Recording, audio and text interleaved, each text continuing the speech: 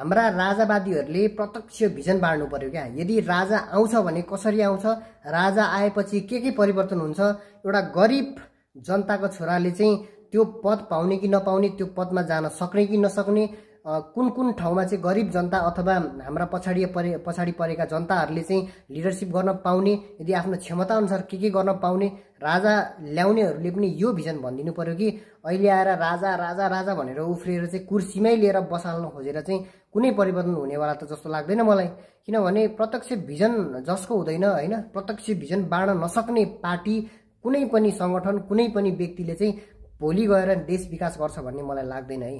आज चाहिँ हतार काम गर्यो र भोलिपल्टदेखि चाहिँ प्लान गर्ने अनि काम गर्ने त्यो हिसाबमा हो भने चाहिँ अझै नेपाल धेरै वर्ष पछाडि पर्नेवाला छ। अहिलेको व्यवस्था नराम्रो छ भन्न मिल्दैन, अहिलेको व्यवस्था एकदमै ठिक छ, तर गलत व्यक्तिको हातमा सञ्चालन गर्ने एउटा डाडु पनि पर्यो। त्यही भएर चाहिँ देशको हालत अहिले यस्तो छ। यदि साँच्चीकै परिवर्तन देशमा चाहने हो भने चाहिँ राजावादीले राजा ल्याउने पनि होइन, गणतन्त्रवादीले चाहिँ हाम्रै टाउके मात्रै प्रधानमन्त्री बन्नुपर्छ भन्ने पनि होइन। यस्तो संविधानमा चाहिँ व्यवस्था गर्नु पर्यो कि प्रत्येक जनताले, विश्वभरि छरिएका जनताले चाहिँ आफ्नो मत अधिकार प्रयोग गर्न पाउनु पर्यो र प्रत्यक्ष निर्वाचनबाट कार्यकारी पदहरू सबै जनताले नै छान्न पाउने व्यवस्था गरियो भने चाहिँ सायद परिवर्तन हुन्छ कि विकास हुन्छ कि, नत्र भ्रष्टाचार र चलखेल भन्दा अरू केही पनि हुनेवाला छैन जस्तो लाग्छ मलाई। राजा आएपछि पनि त्यही पञ्चायत जस्तै हुने होला होइन। राजा आएपछि चाहिँ तपाईँहरूले अब आफ्नो टाउकोमा बस्नेहरूले चाहिँ पुरै गाउँमा आफ्नै मात्रै मान्छेहरू चाहिँ ठुल्ठुला पदहरूमा राख्ने होला होइन। राजासँग पहुँच बनाउने, राजाले त सबै ठाउँ हेर्दैन, राजाका संयन्त्रहरू हुन्छ नि त, उनीहरूले कसरी सञ्चालन गर्छ त्यो विषयहरू चाहिँ जनतामाथि खोइ त राखेको, जनता सामु खोइ त राखेको। राजाले एकछिन हल्ला गर्यो, हिजो हल्ला गर्यो, आज हल्ला गर्यो, हिजो राजा हटाउन आन्दोलन गर्ने, आज राजा ल्याउन आन्दोलन गर्ने, उफ्रिने, के परिवर्तन के नै भएर होइन। हामीले वास्तविक परिवर्तन अहिले उपभोग गरिरहेका छौँ।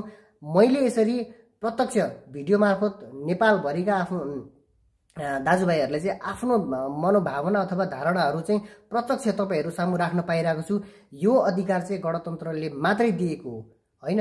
अब राजा हुँदाखेरि चाहिँ यो अधिकार थिएन भन्छ जसले पनि होइन, हामीले त देखेनौँ, थिएन रे होइन, रे त भन्नु पर्यो इतिहासमा। तपाईँले अब राजा हुँदाखेरि पनि यो चाहिँ स्वतन्त्रता थियो भन्नु होला, त्यो त मेरो बाउले पनि उपभोग गर्न पाएन, मेरो हजुरबाउले पनि उपभोग गर्न पाएन। स्वतन्त्रता कसको लागि थियो त होइन त्यतिखेर?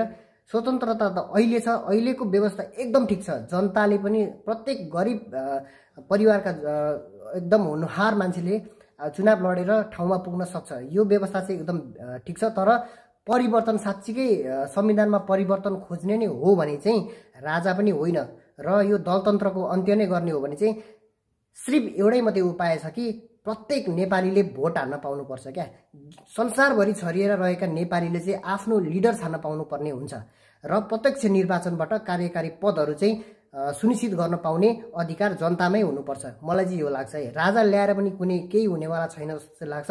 राजावादीहरूलाई चित्त दुखोस् होइन नदुखोस्, तपाईँहरूलाई के लाग्छ? मलाई चाहिँ यही लाग्छ है। किनभने मैले मेरो पुस्तामा पनि धेरै पछि उमेर पुगेपछि मात्रै विकासको अनुभूति गर्न पाएको छु होइन। भर्खरै स्थानीयता सुरु भएदेखि चाहिँ गाउँमा विकास पुगेको, गाउँमा पुरै आफ्नो अहिले त हो, जस्तै योभन्दा अगाडि त के नै थियो र होइन। गाउँमा विकासको लागि लड्न पाइएको छ होइन, बोल्न पाइएको छ, विकासको लागि चाहिँ टेबल टक गर्न पाइएको छ। अहिले अब तपाईँसँग चाहिँ हामीले पछि आएर परिवर्तन भएपछि त हो नि होइन, बोल्न पाउने भएको, आफ्नो प्रश्न राख्न पाउने भएको, नेतालाई गाली गर्न पाउने, अनेक थरी हाम्रो चाहिँ अब यत्रो फ्रिडम छ क्या अहिलेलाई। यदि यो फ्रिडम नै अब हामीले चाहिँ गुमाउने हो भने चाहिँ के थाहा?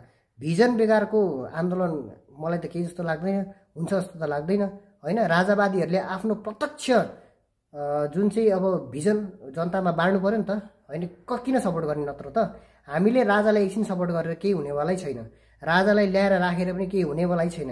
फाइदा त त्यसले उठाउने हो जसले अब भन्छ नि अब पहिलाको जसले मह काट्छ उसले हात चाट्छ भन्ने होइन। आज राजा ल्याउन जो उफ्रिएका छन्, टाउकोमा जो बसेका छन्, उसले मात्रै त फाइदा उठाउने होला होइन।